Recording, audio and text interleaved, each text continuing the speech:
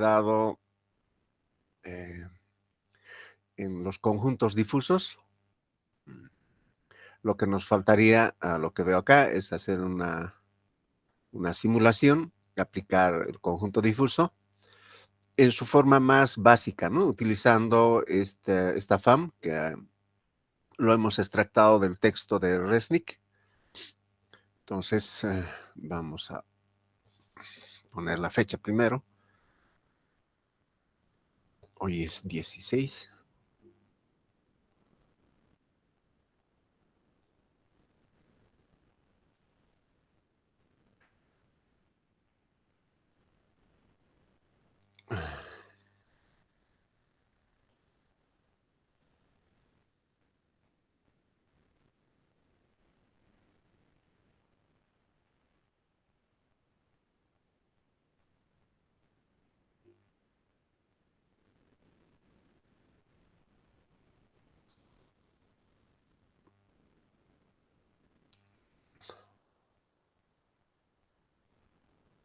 A ver, nos daremos esta planta, J5 menos J5, entonces menos 2. Entonces, esto va a ser, permítanme con...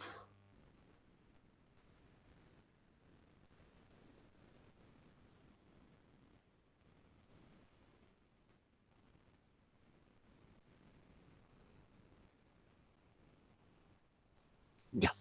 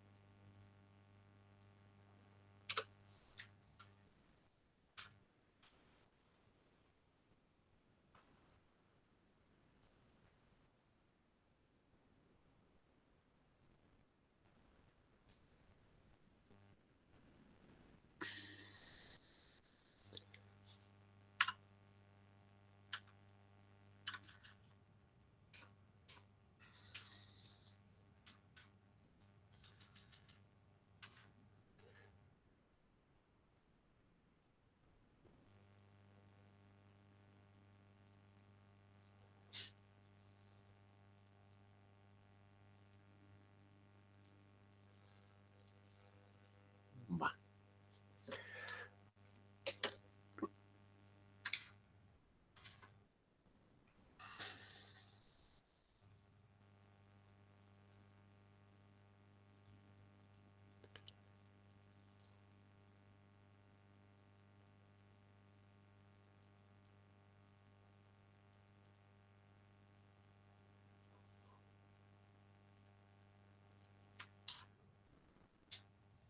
Ese es el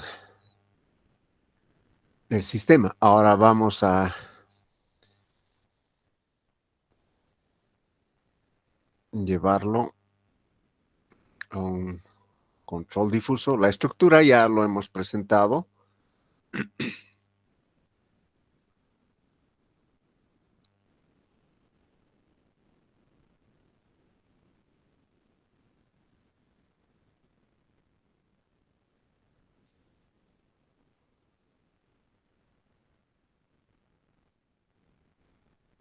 Oh, tarda bastante.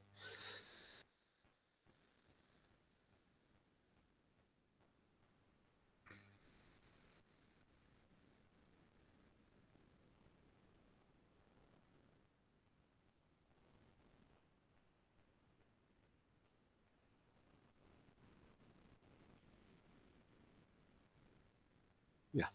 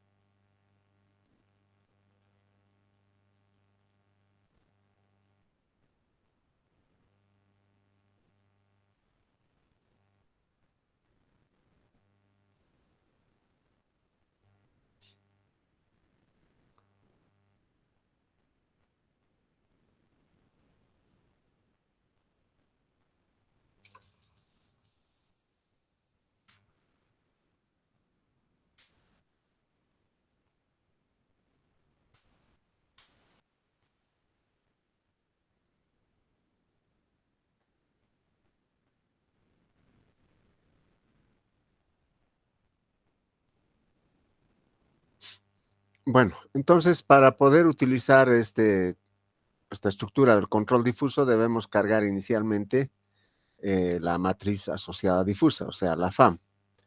Esto implica que debo cargar el diffu PI 1 al workspace, o sea, al espacio de trabajo. Para ello me voy a la ventana de comandos y vamos a hacer de verdad. Fíjense ustedes en esta parte que está el workspace, no hay el diffu PI 1, por lo tanto me va a lanzar un error en la simulación. Por lo tanto, vamos a tener que cargar esto, fusi, importar desde el archivo,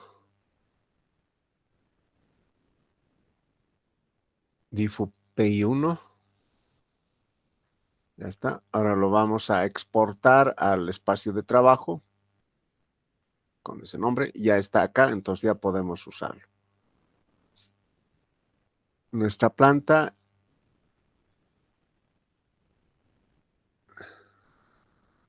va a ser NC.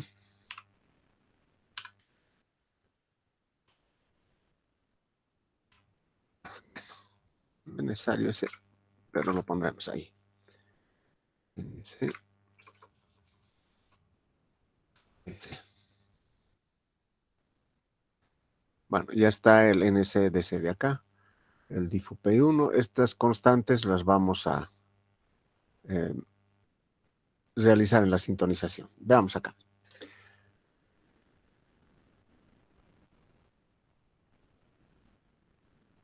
No olviden que estas ganancias determinan, digamos, la forma en cómo estamos viendo la base, ¿no es cierto? Entonces, para una ganancia, digamos, muy pequeña, podemos estar viendo simplemente esta con una ganancia 30. Tenemos que multiplicar para ampliar la ventana. Es como una especie de microscopio donde podemos ampliarlo o achicarlo. Entonces, esto, veamos qué pasó.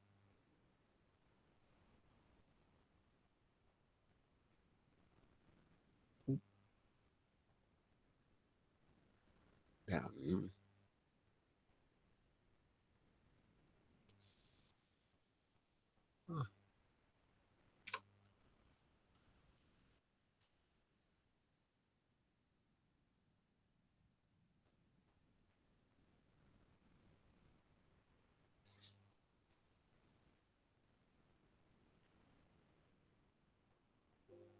ya está. Acá está.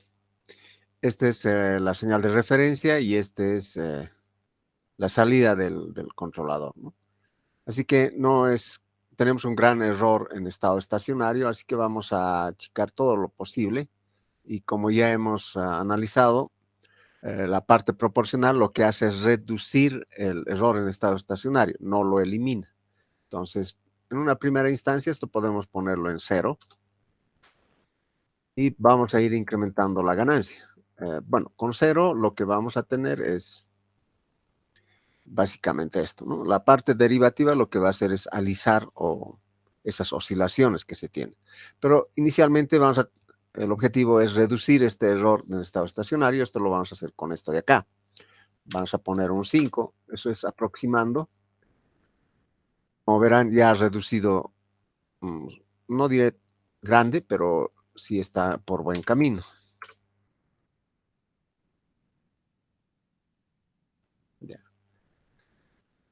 Cada vez va a exigir más de esta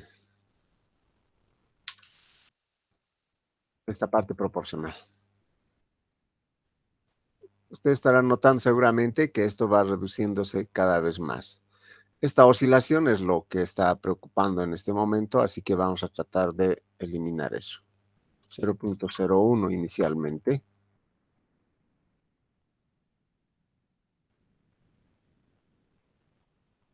No es mucho, así que voy a aumentando. Como verán, la parte derivativa estaba incrementando y simplemente tenemos este pequeño pico. Voy a incrementar esto fuertemente.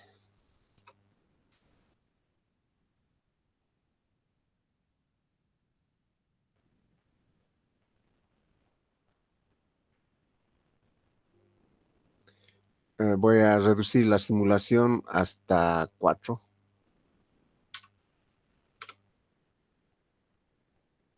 Vamos a seguir incrementando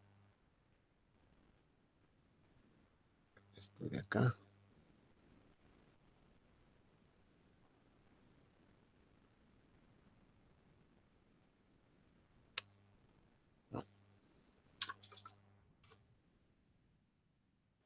Vamos a incrementar un poquito más.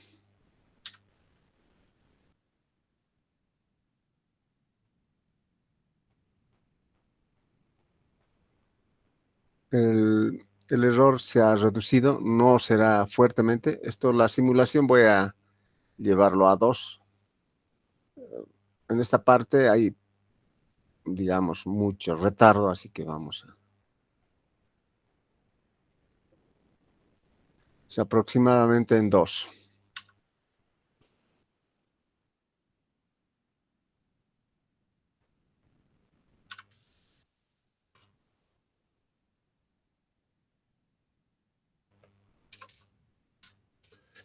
De la parte derivada siempre hay que hacer lo más pequeño posible.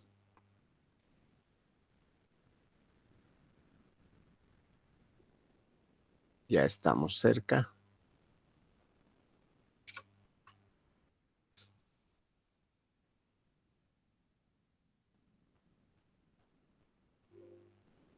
Un poquito más esta parte.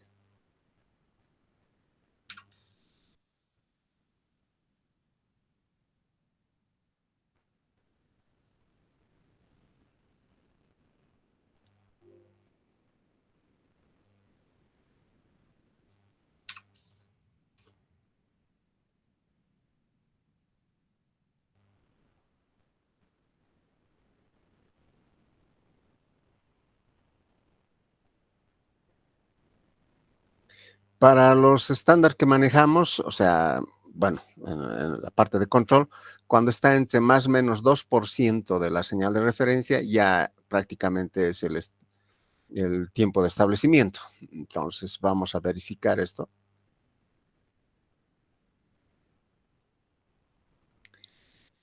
Cuando entre acá a 0,98, ya deberíamos considerar que ha llegado a la señal de referencia desde el punto de vista práctico. Entonces, acá está más o menos en 0,99 y más todavía. Perdón.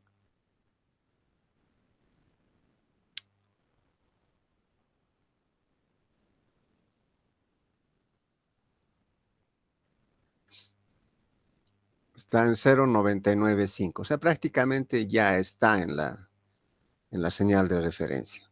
Como podemos apreciar acá, casi coincide. Entonces, el tiempo de crecimiento, el tiempo de establecimiento, ya, esto un poquito lo voy a...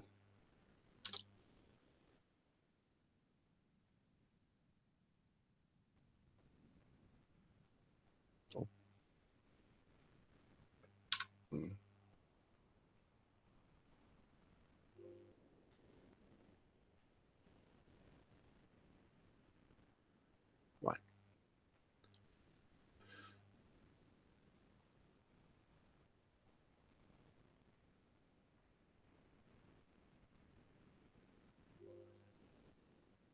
por lo general, ese es el procedimiento y cuando el sistema es de primer orden, suele ser un poquito más rápido con respecto a la simulación. Y los sistemas son mucho más estables. O sea, los sistemas controlados por controlador difuso son un poquito más estables.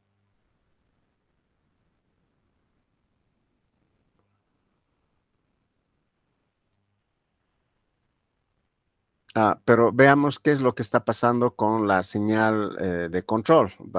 ¿Qué esfuerzo le toma al controlador que desde el punto de vista,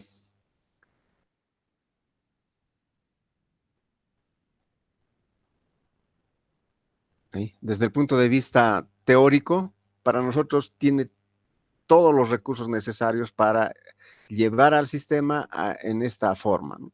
Sin embargo, los recursos son siempre limitados, siempre les digo aquello, entonces traten de no olvidar ese detalle que muchas veces se pasa por alto en la simulación y se piensa que lo que ocurre en la simulación va a ocurrir en la realidad. No, La simulación es una aproximación.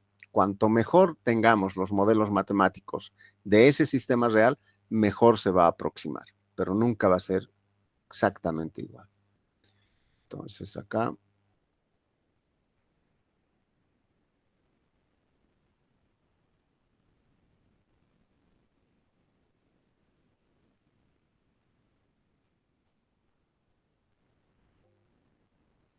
veamos ahora el esfuerzo. Esta es la señal de control, ¿no? Fíjense ustedes, ha llegado hasta este extremo, o sea, su recurso era ilimitado, por eso es que para llevar al sistema a donde queríamos, teníamos esta expresión.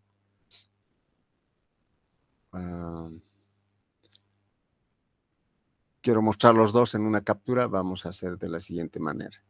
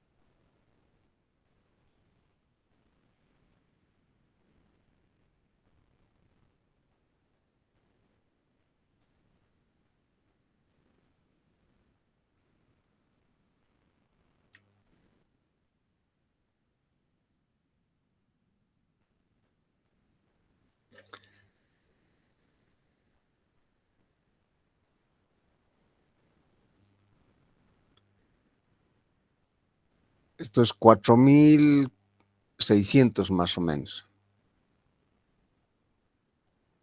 Eso es lo que requiere. Acá hasta menos 1000 aproximadamente. Esto es la señal U. Y acá está nuestro, bueno, mantenemos eso. Salida Y de T. Y acá está la referencia, que está en 1, ¿no? Ref de T. Bueno, entonces nos vamos a aproximar bastante a...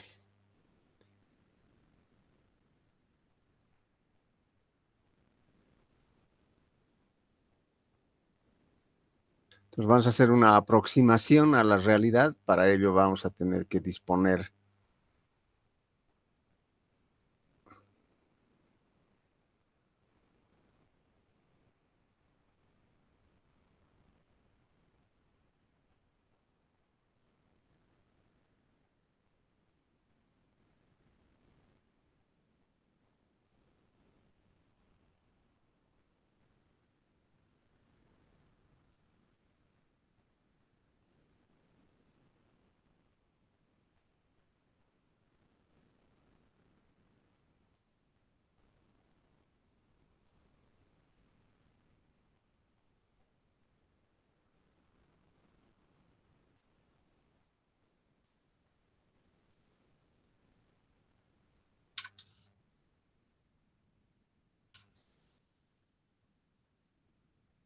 vamos poniendo una restricción de más o menos 100. Y ahora, obviamente, la respuesta no va a ser tan similar a la anterior.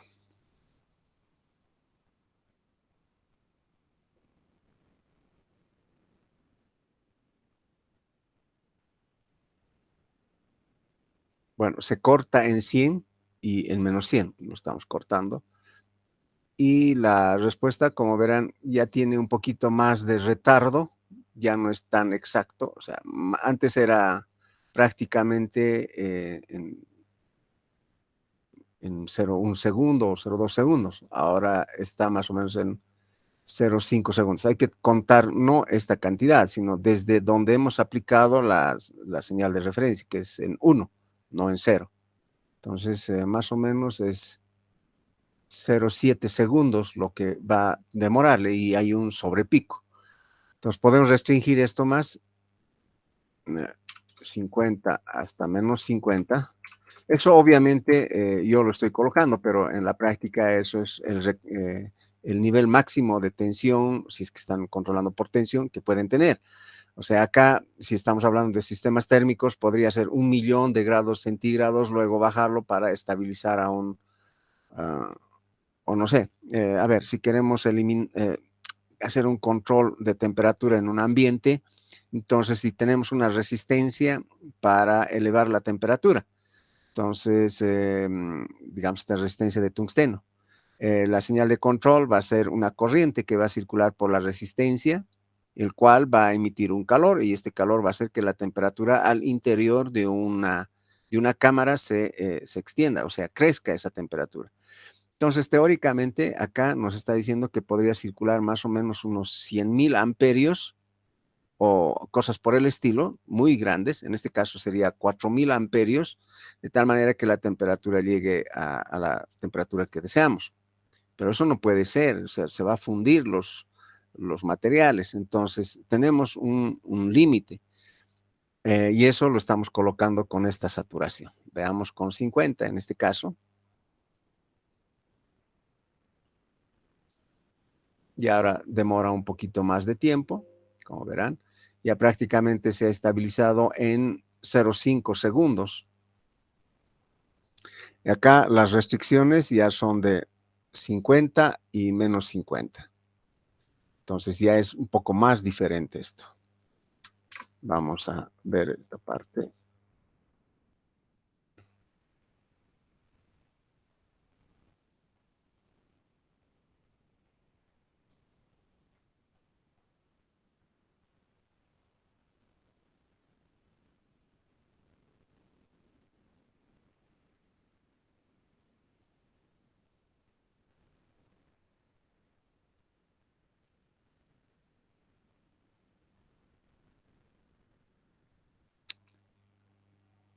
Jole.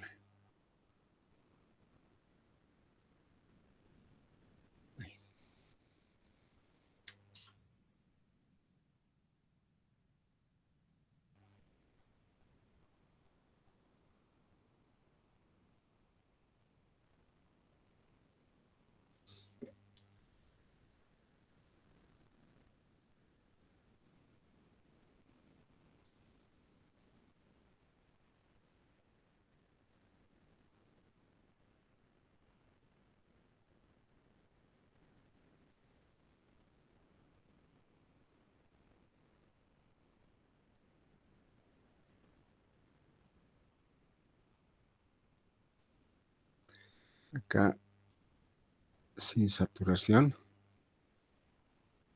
Tiempo de establecimiento es aproximadamente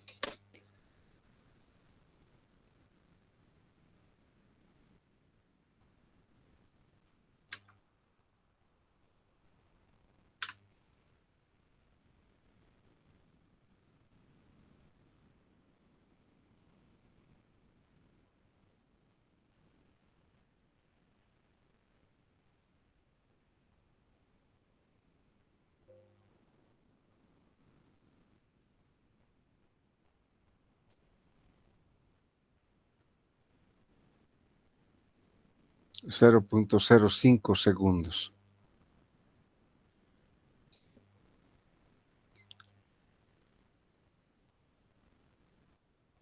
Aquí prácticamente se ha multiplicado por 10 al aplicar esto. Bueno, tampoco es trágico por cuanto los tiempos desde el punto de vista de los sistemas de control, de los sistemas reales, no es acuciante, es decir, no es preponderante esta diferencia de tiempo. Pero si fuera 2 segundos, 3 segundos, ahí ya sí hay que preocuparse.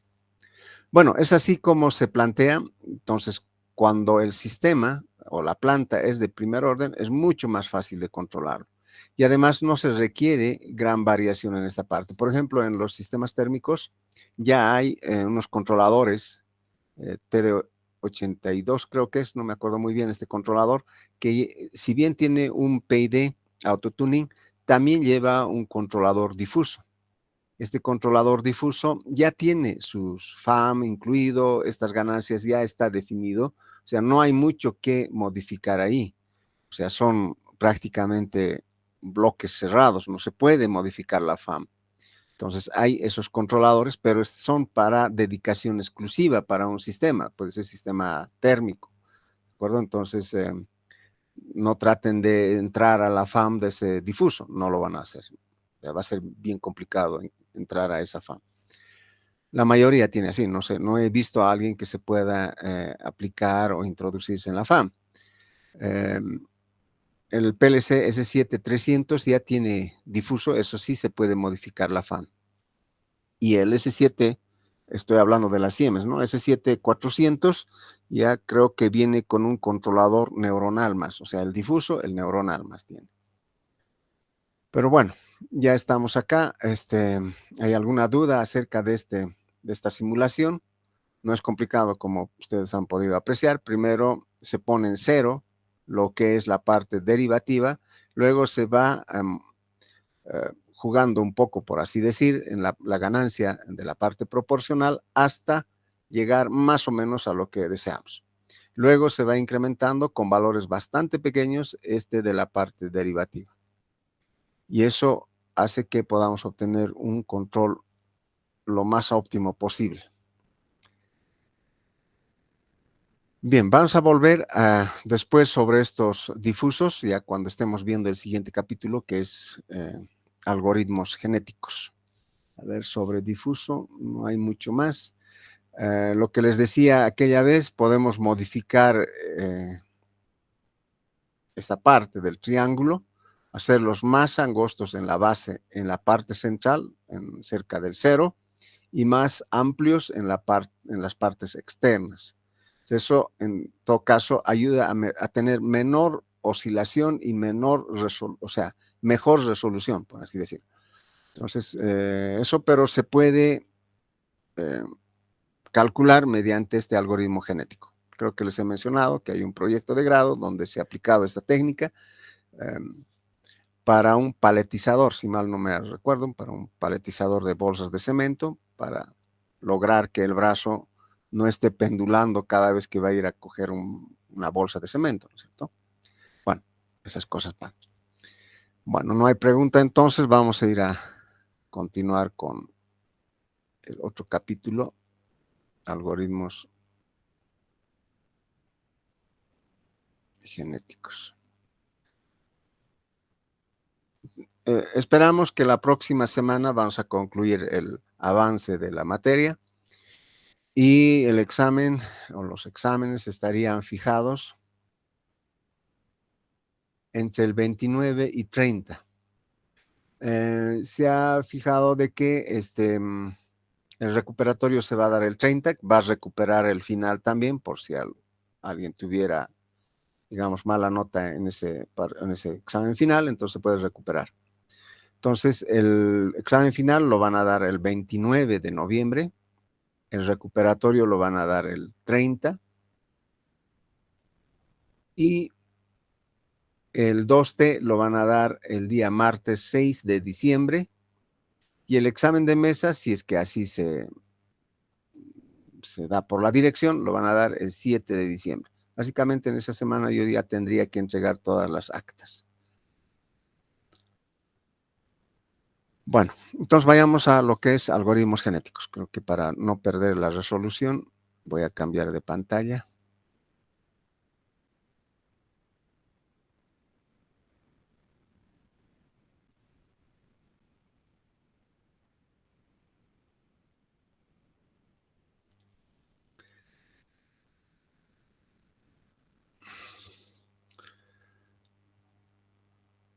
Ya habíamos visto que los conjuntos o los controladores difusos, bueno, los conjuntos difusos, digamos así,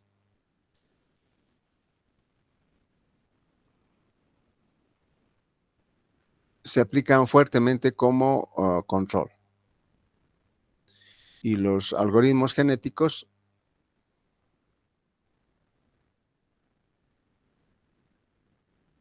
se aplican fuertemente como optimizador.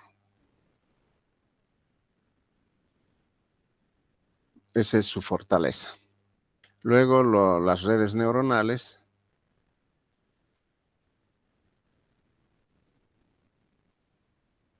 como identificador.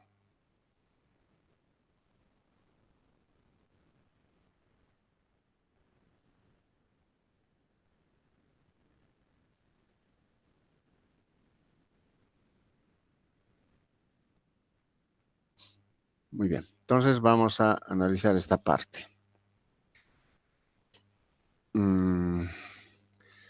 Por supuesto que hay creadores, y esto por lo general viene del área de la matemática, del área de la filosofía, etcétera. Ahí es donde nace el embrión de lo que son estos recursos meteorísticos, dicen algunos, porque básicamente son algoritmos lo que se tiene. Entonces, eh, el algoritmo genético, voy a AG, lo voy a llamar así, para no estar escribiendo reiteradamente algoritmo genético, fue desarrollado por Holland, basado en las observaciones,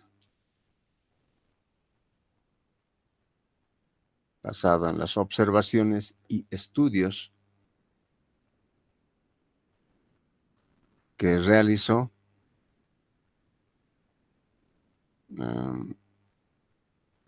así creo que se escribe, Charles Darwin,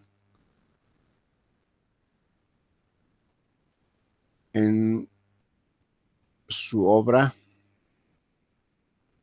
El origen de las especies.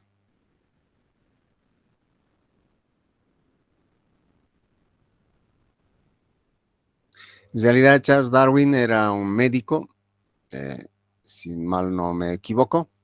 Luego se volvió naturalista. Bueno, alguien le pagó para que hiciera un viaje y en sus viajes es donde pudo observar esa diferencia de las especies y básicamente en la isla de los Galápagos es donde se le prácticamente iluminó, se podría decir así, para poder eh, expresar esta idea del origen de las especies. Evidentemente no es el primero que ha desarrollado esta teoría. Anterior a ello, a Charles Darwin, hubo otro naturalista inglés también que ya había eh, mencionado esta teoría del origen de las especies sobre la evolución. Entonces, Charles Darwin lo escribió y bueno, por así decirlo, patentó, ¿no? Es interesante ver estas historias, que en realidad la ciencia o la ingeniería no debe estar encerrado en cuatro esquinas donde no podemos salir. Debemos buscar recursos en otros ámbitos, hasta tal vez de la medicina, como se ha hecho con las redes neuronales, de la ciencia social, etcétera. Todo aquello, todas esas herramientas deben ser estudiados, analizados para poder adaptarlos a la solución de problemas en la ingeniería. Bueno, entonces decimos que en su obra del origen de las especies, donde sucintamente lo voy a plantear de esta manera, eh, donde postuló,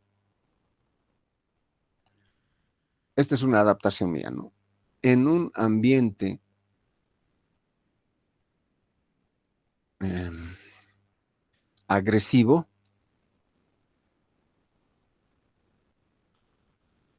el individuo más apto sobrevive. Bueno, no dijo eso, ¿no? Dijo que el individuo más apto se adapta al ambiente o al entorno que la rodea. Yo lo he puesto de esta manera más,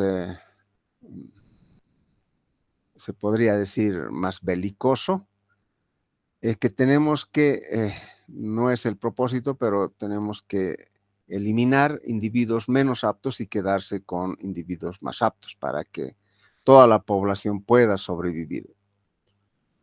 Yo sé que eso no es humano, pero los insectos lo hacen, prefieren, o las abejas, por ejemplo, ¿no? Prefieren sacrificar miembros de su comunidad para que toda la comunidad sobreviva. De hecho, cada uno de ustedes es un entorno biológico donde constantemente se está desarrollando una guerra, se podría decir así, entre elementos buenos y elementos malos. Biológicamente yo me refiero, o sea, hay virus, bacterias, etcétera, ¿no? Estamos invadidos de bacterias, buenas y malas.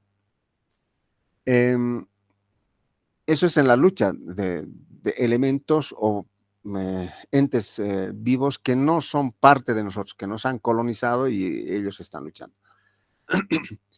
Si nos analizamos a nosotros mismos, y eso ocurre en la realidad, el cerebro es el individuo que más importancia tiene en digamos, en ese elemento vivo, en ese ente viviente, o sea, que es el ser humano. Y en todos los animales ocurre lo propio. Si este cerebro no está siendo alimentado suficientemente, entonces va a empezar a deshacerse de algunos órganos que se tienen. O sea, el cerebro es un poco, podríamos decir así, egoísta, ¿no? Prefiere que otros elementos del cuerpo puedan morir antes de que él muera. O sea, sin que alguien lo mate, ¿no? O sea, puede haber muerte cerebral, etcétera, ¿no? Entonces, prefiere deshacerse de todo. Si a una persona no le dan alimento ni agua, entonces van a ver esta situación de lo que les estoy comentando. El cerebro trata de vivir a costa de los otros elementos. No es humano, pero nosotros somos humanos. Entonces, con lo que quiero decir que tenemos que proveerle un ambiente agresivo para que los individuos aptos puedan sobrevivir. Y eso es lo que hacemos también con todos los estudiantes, ¿no? No los matamos, por supuesto, ¿no? Sino que les estamos colocando un ambiente agresivo, es decir, los exámenes, prácticas, etcétera. Toda esa obligación es un ambiente, no es agresivo, por supuesto, de ninguna manera, pero se puede entender de esa forma, que los que puedan superar estos desafíos van a continuar al siguiente semestre, o sea, van a pasar de curso. O sea, ¿quiénes van a ser esas personas? Por lo general son aquellos que han rendido bien en los exámenes, han entregado sus prácticas, etcétera.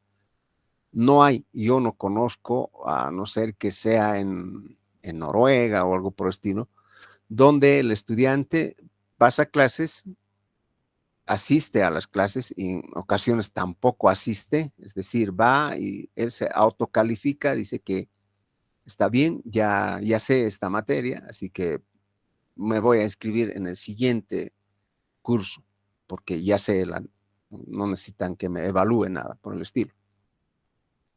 Hay instituciones educativas así en Noruega, Finlandia, donde tienen un alto índice del PISA, que es un calificativo de la enseñanza que se tiene.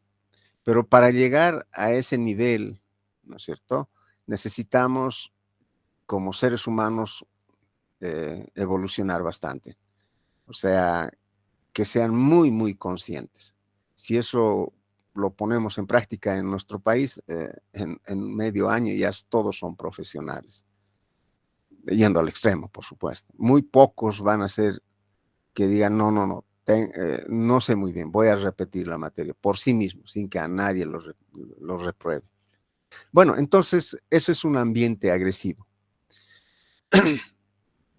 ¿Qué pasa si no le aplicamos este ambiente agresivo a los individuos?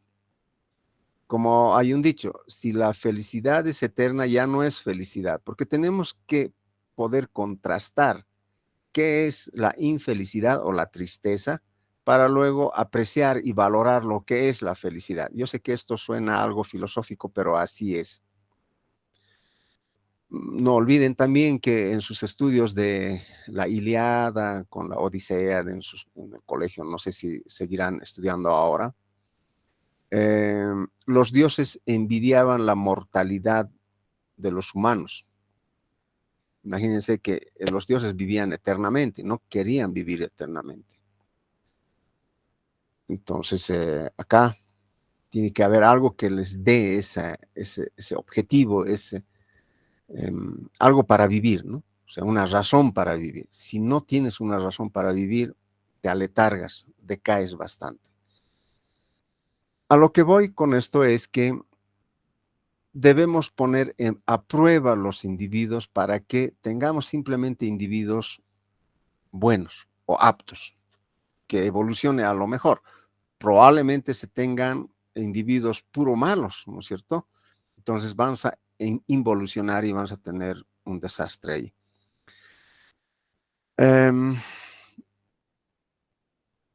A ver, en un ambiente, individuo más apto sobrevive.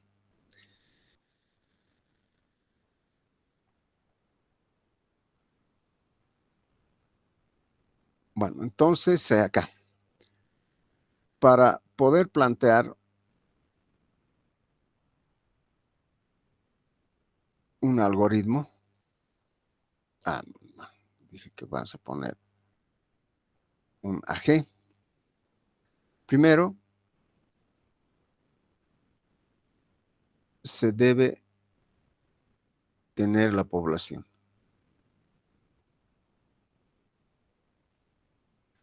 Voy a abstraerme de otras cuestiones. Entra mucha filosofía acá, pero bueno, nada más lo vamos a ir, por la premura del tiempo, lo vamos a ir a algo muy aplicativo.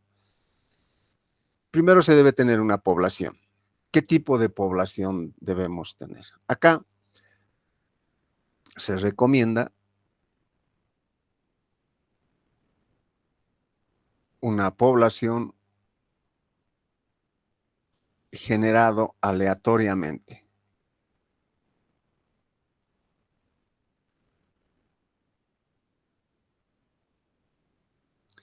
¿Por qué aleatoriamente? Porque queremos buscar en todo el ámbito, en todo el conjunto de solución, queremos buscar todas las posibilidades. Porque si nos vamos a encasillar en un solo rango, entonces podemos no tener la solución óptima. Es como que cuando, digamos, tenemos un conjunto de estudiantes y solo me voy a concentrar en los estudiantes destacados y los estudiantes con un promedio debajo de 60 para abajo, no los tomo en cuenta y me concentro con los estudiantes que tienen un promedio de 60 a 100 y voy a trabajar con ellos. Probablemente el individuo más apto esté en ese momento, podía estar en uno de los, digamos, que le consideran de 51 reprobados o no tan inteligentes, no digamos inteligentes, ¿no? Con un grado de conocimiento. Podría ocurrir que la solución esté ahí. Podría ser que ese individuo pueda resolver un problema. Me recuerdo de un premio que dieron en matemática. El asunto es lo siguiente, el docente estaba explicando todos los problemas de matemáticas que no habían sido todavía resueltos y estaban en duda por años, por algunos, un siglo, que no tenían solución, que nadie lo había podido resolver y él les había explicado esa condición en la pizarra. Vino un estudiante atrasado, llegó y se sentó, empezó a copiar todo lo que estaba en la pizarra. El docente no le prestó atención. Al final de las clases borró toda esa propuesta y continuó con su clase, ¿no? Terminó su clase y se despidió. El estudiante que había anotado los problemas consideró él que era un ejercicio, una tarea que había dado el docente a los estudiantes y se propuso resolver uno de ellos. Resolvió. Le demoró una semana y lo fue a entregar al profesor y le dijo, va a disculpar, me demoré bastante, pero aquí está la solución. Esa es su tarea. El profesor o el docente bueno, se extrañó, ¿no? Y además satisfactoriamente porque dijo, ese era un problema matemático que no tenía solución y el estudiante lo había resuelto. Hay cosas por ello. Por eso es que hay que buscar la solución en todas partes. Probablemente tengamos ahí un Einstein que nadie lo ha descubierto, nadie lo ha motivado, pero lo hemos perdido, esa solución. Entonces, ese es, digamos, el propósito de poder generar una población de forma aleatoria, buscar en todos los ámbitos posibles. Bueno, entonces, una vez que hemos tenido una generación, debemos hacer una división. Se dividen en dos grupos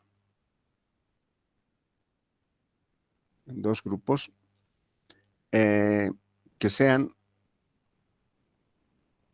padre 1 y padre 2. Entonces tenemos acá gráficamente un conjunto de solución, o sea, perdón, un conjunto de la población de forma aleatoria y los vamos a dividir padre 1, padre 2.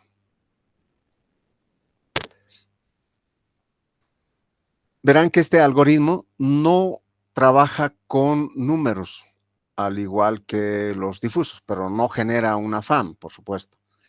En este caso, el algoritmo trabaja con posición,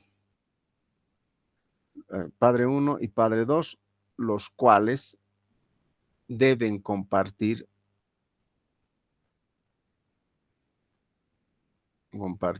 sus genes, o sea, del código genético. Para entender esto, cómo va a compartir sus genes, debemos indicar que cada individuo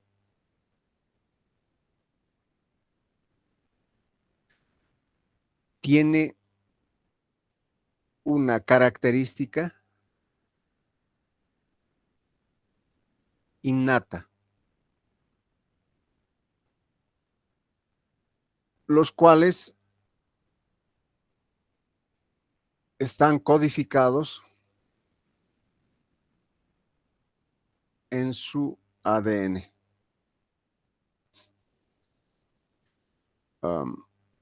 Obviamente, no se ha descubierto todavía qué le da la característica de ser o de tener una estatura, de ser propenso a la obesidad o ser propenso a ser flacos por más que coman, tener el cabello rubio, tener cabello negro, etcétera, el color de la piel, color de los ojos, una cierta predisposición a, digamos, a las matemáticas o una cierta predisposición a la física o tal vez a la pintura o tal vez al fútbol, etcétera.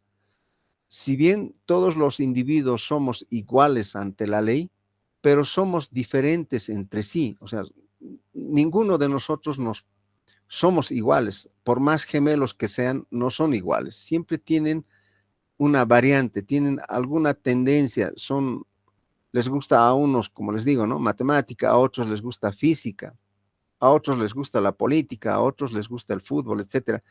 Somos diferentes en sí. ¿Y dónde está codificado esa diferencia? Se cree que, por supuesto, en el ADN, donde se determina si van a ser unos animales, perro, gato o ser humano o ave, etcétera, ¿no? Entonces, este ADN lo va a codificar con, a ver si me recuerdo, es la adenina, guanina, citosina y timina. Estos son las 4 letras, se podría decir, con el cual se escribe el ADN. La forma en cómo se disponen de estos 4 letras determinará la característica del ser humano. Entonces acá, la disposición de estos 4 componentes determinarán dicha característica.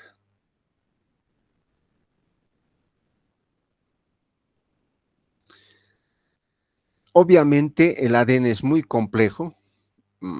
No trato de darles un curso de biología acá, ni de genética. Lo que sí vamos a hacer una aproximación un tanto muy superficial de lo que es el ADN. Entonces, este individuo va a tener, digamos, grupos, ¿cierto? A esto lo podemos denominar un gen. O sea, el individuo tiene varios genes y estos genes, a ver, lo vamos a llamar gen 0,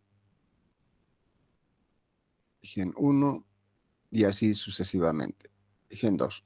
La cantidad de genes para nosotros puede ser determinado de acuerdo al problema que queremos encarar. Todo este conjunto de genes va a conformar nuestro cromosoma. Bueno, estamos utilizando términos de la genética para representar nuestro algoritmo. Y cada elemento que tenga estos genes, es decir, están constituidos también por otros elementos, los vamos a denominar alelos. Los alelos son prácticamente lo que está aquí, serían las letras con el cual se escribe un gen. Y el gen, ¿qué diferencia tiene con un alelo y un cromosoma? El alelo es la característica del gen y el gen es la característica o le da esencia, le da personalidad al cromosoma y el cromosoma describe al individuo. Entonces acá vamos a poner el cromosoma describe al individuo a través de sus genes, quien a su vez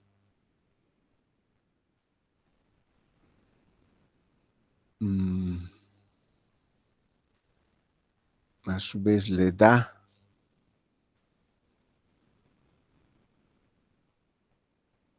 una característica. Enseguida vamos a hacer un pequeño ejemplito donde vamos a tratar de explicar esta diferencia.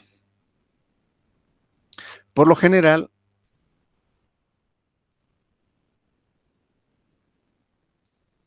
los alelos se representan mediante una codificación binaria. O sea, son ceros y unos. A ver.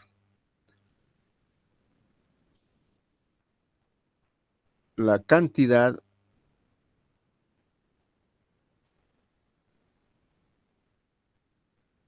estará supeditado al problema. Algunos necesitarán 10 alelos, otros solamente 3, tal vez otros muchos más, etcétera. Depende del problema, la cantidad. O sea, la cantidad de alelos, la cantidad de genes, todo depende del problema. El gen describe cómo es decir, dice de qué color es su ojo, de qué color es su piel, qué estatura va a tener, etcétera. Es una característica que le va a dar. Por ejemplo, si el gen 0, este de acá, determinará, por decirles, el color del cabello.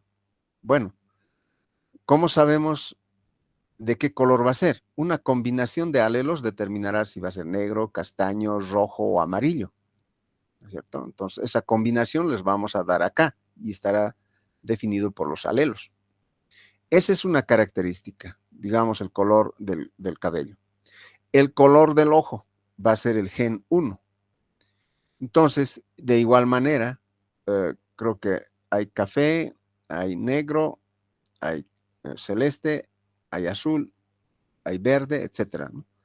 Y las tonalidades que se tienen.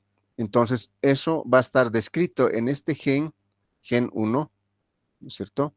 Con una cierta cantidad de alelos que puedan abarcar a esas características del color de ojo. Acá sería la estatura. Entonces, hay diferentes estaturas. Podríamos poner acá otra característica englobado en un gen que podría ser, por ejemplo, una afinidad, digamos, a la matemática o a la física. Entonces, diferentes materias de la disciplina podía estar codificado mediante una cierta cantidad de alelos acá que determinará el gen número 3. Vayamos a hacer un pequeño ejemplo. Digamos que queremos describir un conjunto de figuras geométricas, o sea, un conjunto de figuras geométricas.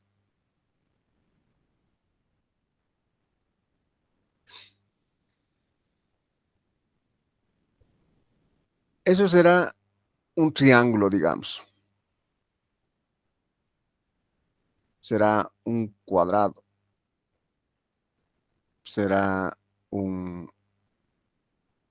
a ver, un pentágono quería ser.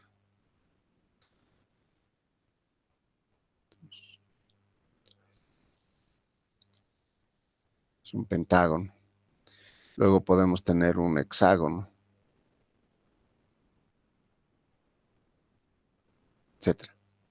Bueno, son figuras geométricas planas. El cromosoma va a decir que es un triángulo, un cuadrado, pentágono, hexágono, etcétera. Entonces acá tenemos un cromosoma 1 que estará fijándose en los triángulos.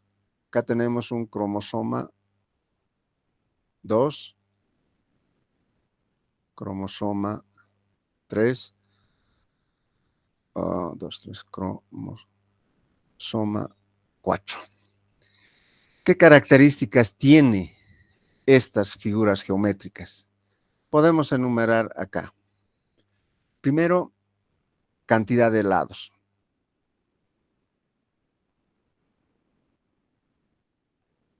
Ese es un gen. Un gen es la cantidad de lados, es una característica de estas figuras geométricas. Luego tenemos dimensión de los lados. De los lados. Bueno, entre este triángulo y este otro hay una característica que los diferencia, es la cantidad de lados, por eso es una característica, es un gen. Y otra que los diferencian es la dimensión, es decir, puede ser muy pequeño, esto muy grande o viceversa. ¿Qué otra característica podemos enumerar acá? Podemos decir el color de estas figuras. Digamos que esto va a ser anaranjado, esto va a ser verde, esto va a ser rojo y este va a ser azul, ¿no? Son características que tienen este. Entonces, cantidad de lados, dimensión de los lados, color. Bueno, por el momento eso, ¿no? Para no complicar más o buscar.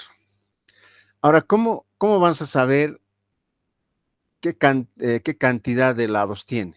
O sea, tiene que haber una forma de medirlo. Eso lo van a definir la cantidad o los alelos. Acá tiene 3. O sea, acá tenemos, ¿cómo podemos representar 3? Hemos dicho que la más de las veces se representa en una codificación binaria. Entonces sería 1, 1, 0, 0. Este es el número 3 binario. Sí. Este tiene 4.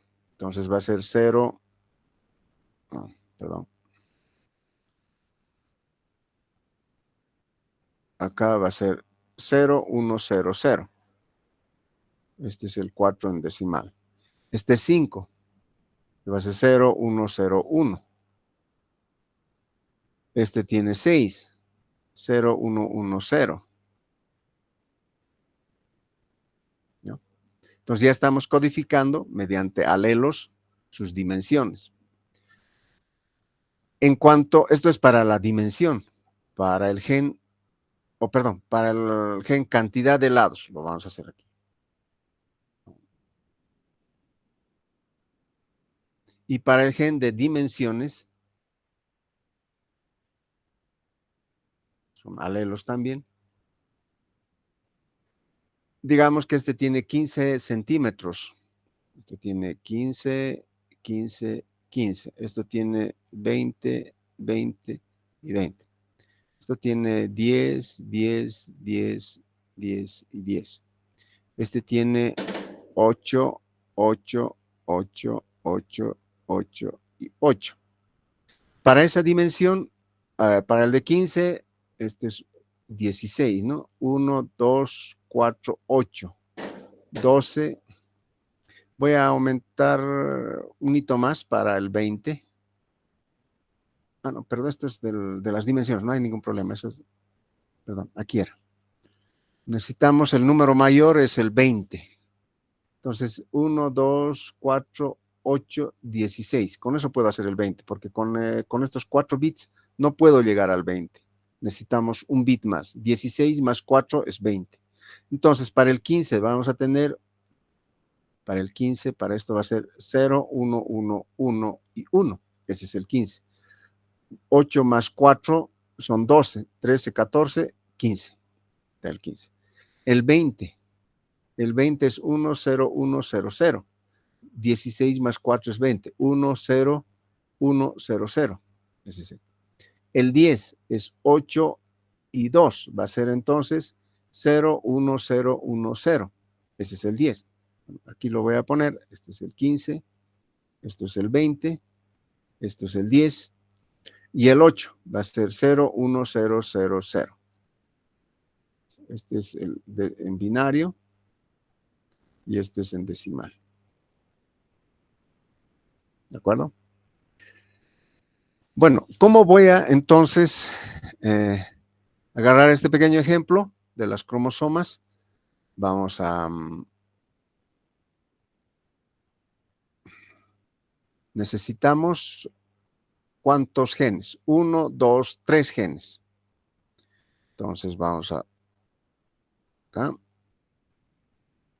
y acá. Este lo voy a llamar el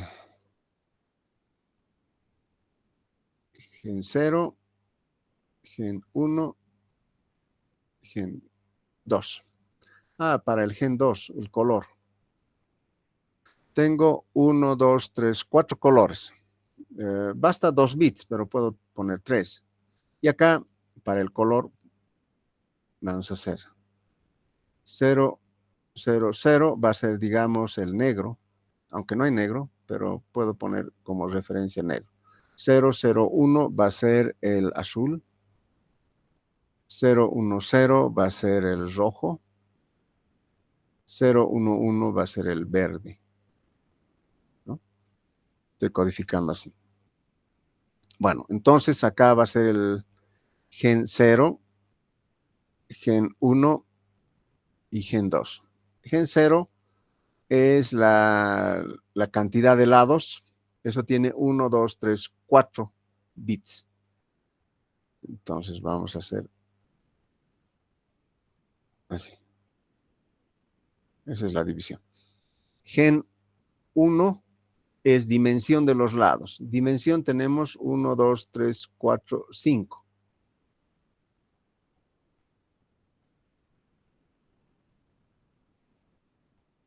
Ahí están los 5. Esta es la otra división, ¿no? Y el otro, en el gen 2, tiene el color. Tiene 3 simplemente. Ahí está. Bueno, ¿cómo se codifica el tamaño? Voy a cambiar de color. El primero va a ser para el triángulo. Es 0, 0, 1, 1. 0, 0, 1, 1. Su dimensión 0, 1, 2, 3, 4. El color, que es naranja, sí, pero no lo puse acá, voy a poner 1, 0, 0, naranja. Bueno, para el naranja va a ser 1, 0, 0. Listo, ya estoy identificando con este cromosoma a esta figura geométrica plana, con sus características que los he definido acá. Luego voy a hacer una copia.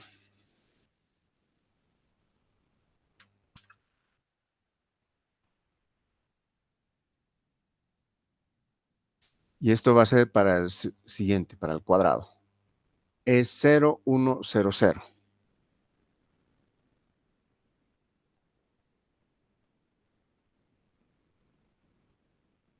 Primero,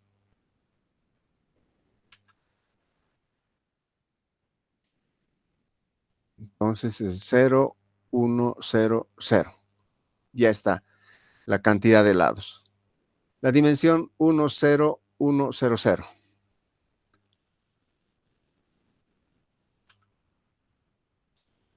Ups, lo borré.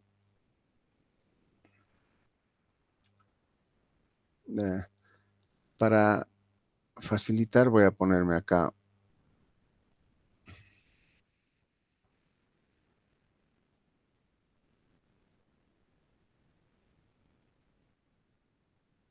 Y simplemente voy a hacer una copia.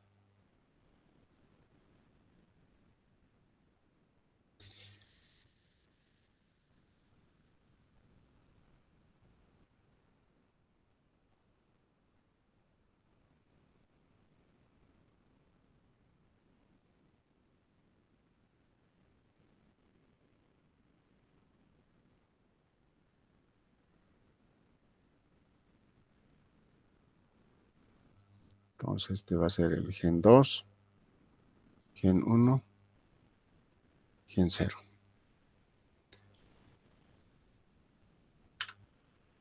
Ahora sí.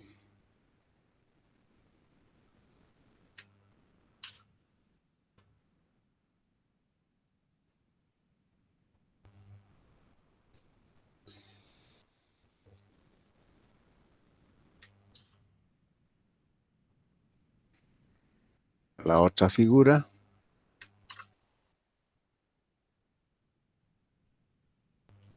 1, 2, 3, 4. Ya está.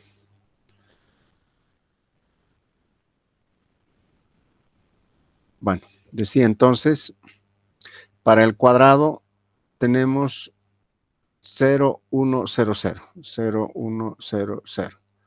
10, 10 o 10, 100. Y el color es verde. El verde es 0, 1, 1. Para el cuadrado. Para el pentágono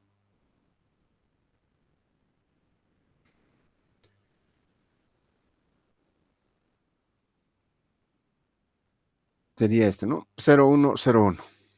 0, 1, 0, 1. Su dimensión 0, 10, 10. 0, 10, 10. El color es rojo, es 0, 1, 0. Luego tenemos el hexágono, que es 0, 1, 1, 0. 0, 1, 1, 0. Dimensión 0, 1, 3 ceros. 1, 2, 3. El color es azul, es 001. Bien, este era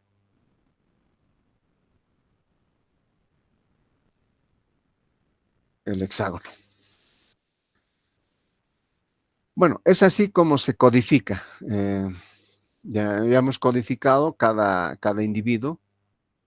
De ahí podemos elegir, digamos, el que menos espacio ocupa, podemos elegir el que más espacio ocupa, etcétera, ¿no? Podemos hacer ciertos grados de optimización, pero el ejemplo, espero que esté claro, qué es un gen, qué es un alelo y qué es un cromosoma. Vamos a estar manejando esos términos. Bien, ya hemos codificado al individuo, así que ahora el siguiente viene a ser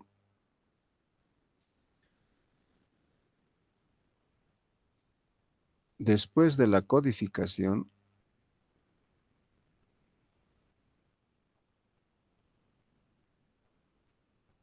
Bueno, antes de eso, algunos ejemplos, ya que estamos dando codificación.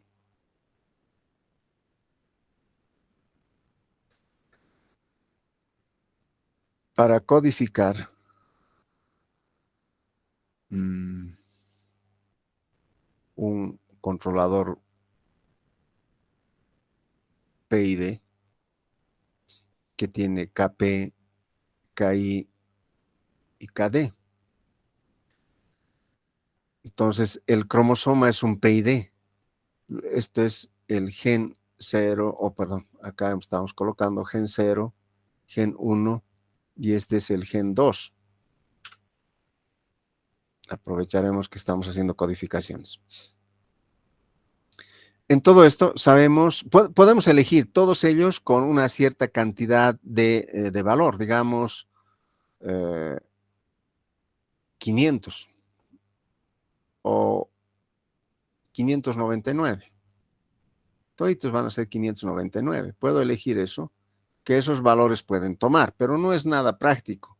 Normalmente la parte derivativa suele ser más pequeño que todos ellos. La parte proporcional es el que más grande valor suele tener, pero no siempre es así, por lo general es ese.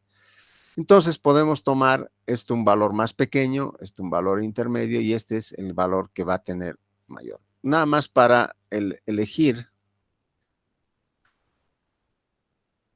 podríamos poner esto como límite, límites en los valores de las constantes. Esto, por supuesto, se elige, es dependiendo, digamos, del tipo de planta que estemos utilizando. Entonces, Kp puede variar desde 0 hasta, no sé, digamos 100. Y puede variar de 0 hasta unos 20. Kd puede variar de 0 hasta 10. Y sus escalas, no necesariamente es 100, puede ser hasta 10, este puede ser hasta 2, esto puede ser hasta 1. Sus escalas, se puede hacer escalamiento acá, pero bueno, para este caso. Entonces, ¿cómo lo voy a con? Un cromosoma será un PID, ¿no? Esto es un cromosoma, y las voy a dividir. Su gen, este tiene gen 0, este será el gen sub 0, gen sub 1, gen sub 2. El gen 0 estaría representando a la parte derivativa, el gen 1 estaría representando a la parte de integral y esto a la parte de proporcional. De acuerdo a lo que he indicado acá, de 0 a 10, ¿cuántos bits necesitamos? 2 por 2, 4 por 2, 8 por 2, 16, son 4 bits. Hasta 20, 2 por 2, 4 por 2, 8, 16. Hasta 5 bits. 2 por 2, 4 por 2, 8 por 2, 16 por 2, 32 por 2 son 64 por 2, 128. 7 bits. Estoy colocando esto 2 a la n, ¿no? 2 a la n, 2 a la 4, es 2 por 2, 4 por 2, 8 por 2, son 16 combinaciones, incluido el 0, o sea, del 0 al 15. Esto está refiriéndose del 0 al 15, puedo enumerar. El 2 a la 5 es 32. Esto puedo combinar del 0 hasta el 31. 2 a la 7 es 128. Esto es del 0 hasta el 127. Ya está incluido el 100 ahí adentro, ¿no? Por eso es que elijo hasta 7. Entonces acá lo voy a colocar 4 bits. Ahí están los 4 bits. Acá necesito 5 bits.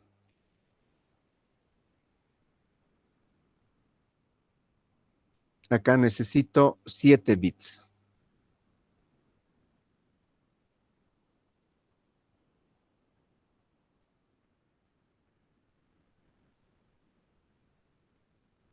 Uno, 2, 3, 4, 5, 6, 7.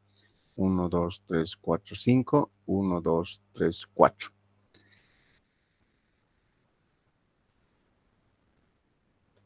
Ya está.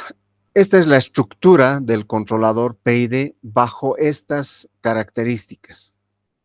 Ahora, dice, genero la población. O sea, primero he visto la estructura, ahora voy a generar las poblaciones. PID1, PID2, PIDN. N tengo que generar. De forma aleatoria, o sea, aleatoriamente voy a introducir valores acá. No es que estoy sacando de algún controlador y le tengo que colocar acá. No, de forma aleatoria. Puede ser, si es de forma aleatoria, voy a poner un color más bajito. 0, 1, 1, 0, puede ser eso. 1, 1, 0, 1, 0. Puede ser 1, 1, 1, 0, 0, 1, 0. Ya. Ese es PID1. Puedo generar otra combinación binaria acá, PID2, otra combinación, PID3 y así sucesivamente. ¿De acuerdo?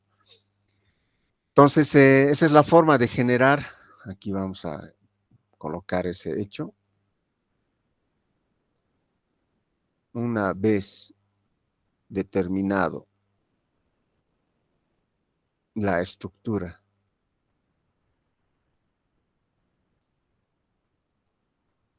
del cromosoma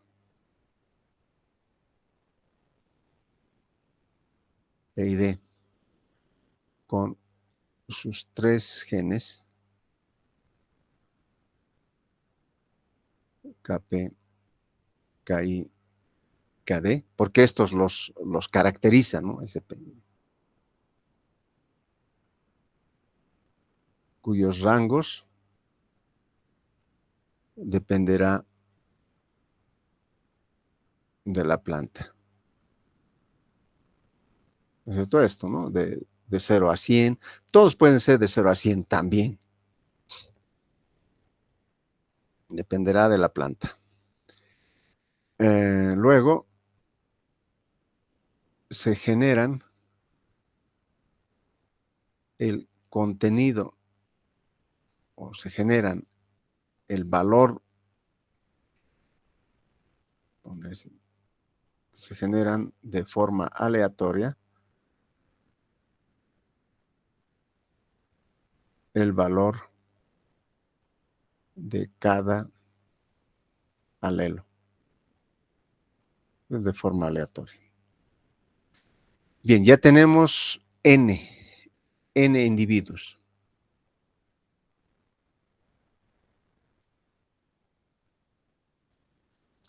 Luego los partimos a esos n individuos. Seleccionamos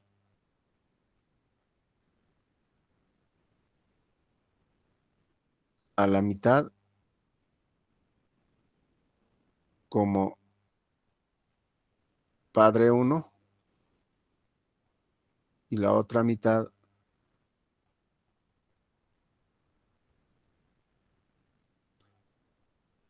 como padre 2. Padre 1 y padre 2.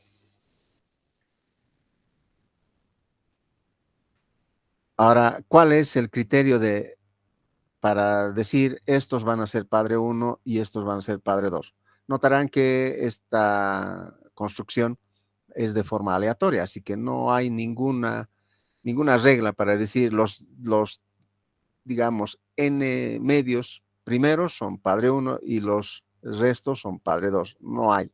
Pueden ser intercalados, es decir, ustedes han generado varios cromosomas o varios individuos. Entonces pueden ser acá 1, 2, 3, 4, 5, digamos 6. Por lo general pares, ¿no? Para que tengamos esta distribución. 3, 3. Pueden ser padre 1, padre 2. O puede ser 1, 2, 3, 4, 5, 6.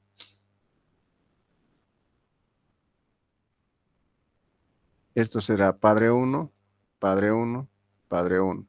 Y estos serán padre 2, padre 2, padre 2. Puede hacerse también de eso. No hay una regla estricta para que podamos seleccionar. Eso es razón de que esto es de forma aleatoria, entonces no hay ninguna regla para ello.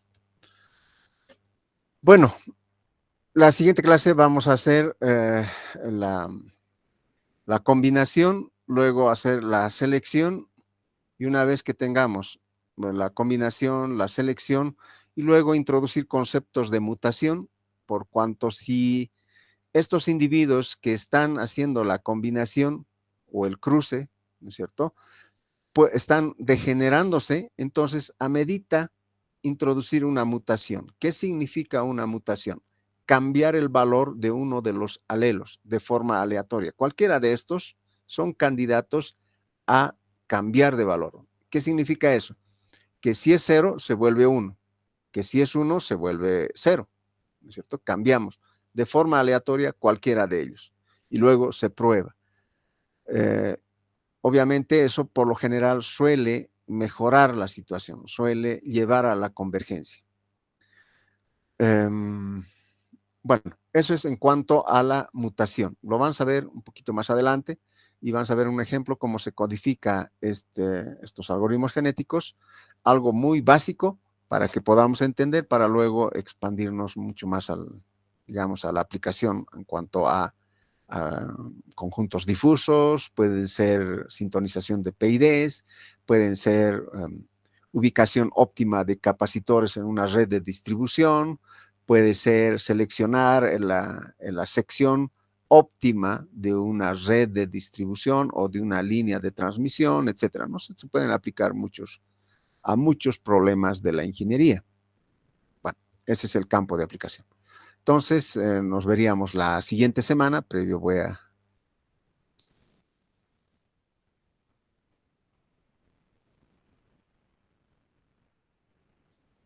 16.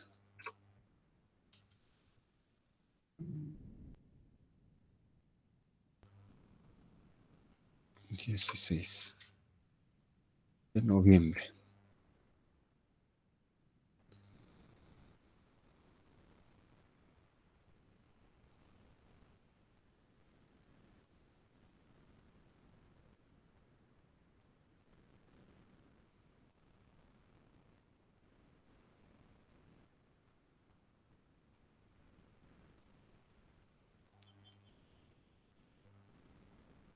Muy bien. Ya está en el grupo. Échenle una miradita a esto. También hay literatura, por supuesto, en la bibliografía que se les ha suministrado. Hay literatura al respecto. Entonces, lo que nosotros estamos haciendo es tratar de comprimirlo lo más que se pueda y sacar lo más esencial que se tiene, para luego hacer un pequeño programa y esperemos que con eso sean motivados, por ejemplo, para que puedan incursionarse en ahondar más sobre este conocimiento. Es bonito, es interesante este tipo de algoritmos o conocimientos que se tienen. Bueno, entonces nos veríamos la siguiente semana. Esperemos que la siguiente semana sea la última semana de avance de clases y posteriormente entremos a puro exámenes. Prepárense, por favor, les ha ido bien en el segundo parcial a la mayoría y esperemos mantener ese ritmo. Bueno, ha sido un placer. Nos veríamos a la siguiente semana. Hasta luego, muchachos.